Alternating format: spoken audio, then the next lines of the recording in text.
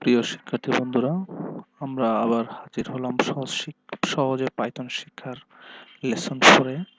আজকে আমাদের আলোচ্য বিষয় যে আমরা প্রোগ্রাম করার শুরুতে আমাদেরকে জানতে হবে কিছু রুলস, যে রুলসগুলো মেনে চললে আমরা কোডিং ঠিকমতো করতে পারবো এবং আমাদের কোডগুলো হবে প্রাণবন্ত। এবং এই রুলসগুলো না মানলে আমাদের হয়তোবা কোডিং অনেক সময় করা যাবে, কিন্তু সেক্ষেত্রে তা বোধগম্য হবে না এবং পরবর্তীতে আমাদের অনেক ধরনের সমস্যা হতে পারে। এবং কিছু কিছু রুলস আছে যেগুলো আপনাকে মানতে হবে। তো চলুন শুরু করি আজকে আমাদের আলোচ্য বিষয়।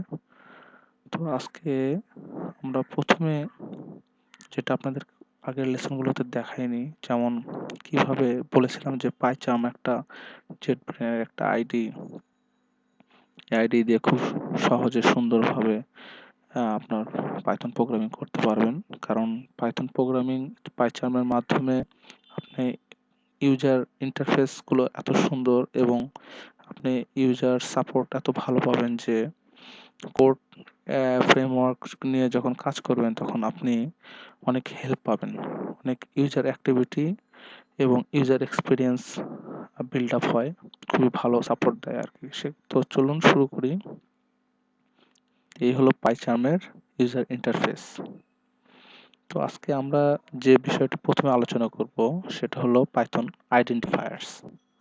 পাইথন আইডেন্টিফায়ার্স হলো যে আপনি যখন কোনো ক্লাস লিখবেন বা কোনো ভেরিয়েবল লিখবেন, এগুলো ক্লাস ভেরিয়েবল এগুলো আমরা পরে আলোচনা করব।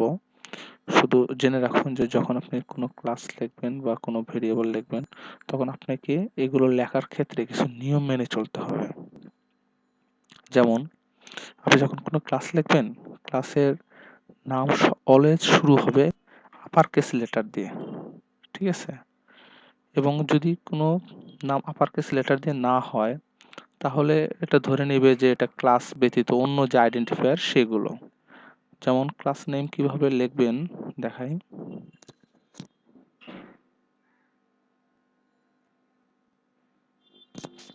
দেখুন, লেখার সময় আইডি আমাকে অনেক প্রকার হেল্প করছে অটো কমপ্লিশন দিয়ে। এটাই হলো পাইচার্মের একটা সুবিধা।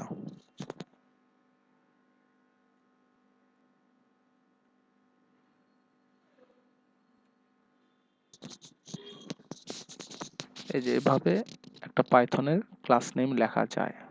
তারপর ভেরিয়েবল নেম লিখতে গেলে আপনার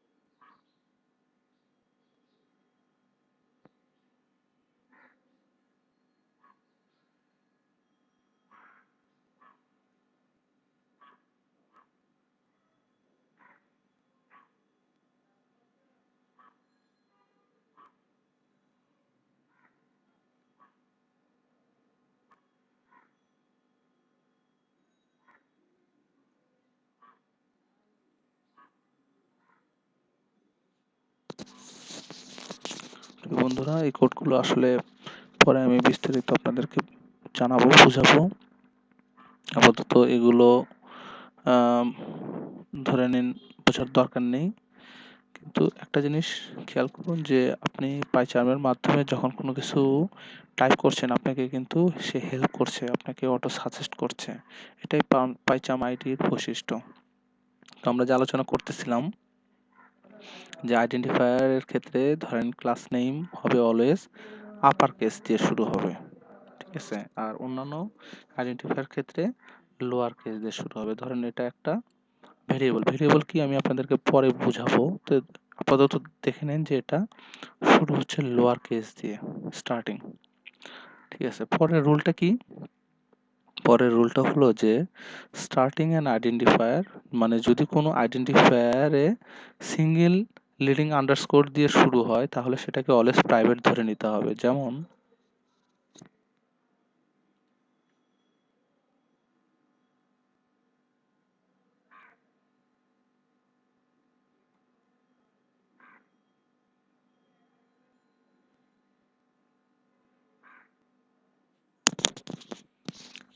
স্যালারির ক্ষেত্রে আমি কি করলাম, সিঙ্গেল সিঙ্গেল আপনার আন্ডারস্কোর দিয়ে এটাকে ইনিশিয়ালাইজ করলাম, সেক্ষেত্রে এটা কি হবে, এটা এই ফিল্ডটা হবে প্রাইভেট। যদি আমি ডাবল দিয়ে করি তাহলে কি হবে, এটা হবে স্ট্রংলি প্রাইভেট।